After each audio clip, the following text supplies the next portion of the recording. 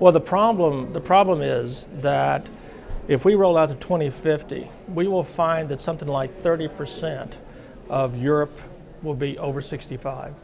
30-something% of Japan will be over. In fact, Japan's getting there very quickly. Now, those are the two wealthiest areas in the world, with the exception of the United States. So maybe we could say United States and Canada, throw that in, make it a little bit bigger. But the point is, the wealthy areas are becoming very old. They're the ones that buy things. They're the ones that buy houses. But instead of having households being formed like they have been normally, because normally wealthy countries have more children, have a younger population, and now we have the opposite. So normally in that environment, households get formed.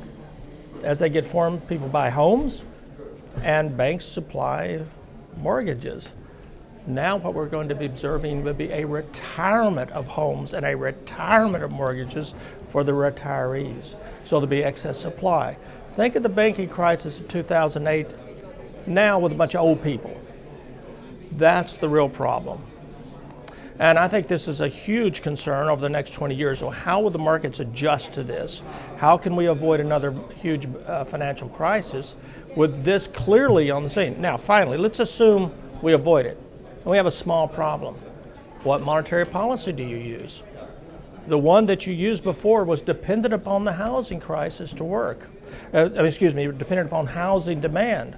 Now we have housing deformation, much like we had after the Black Death. Oh, no, you don't throw in the Black Death, but in reality, that is the serious problem that we face in the long run.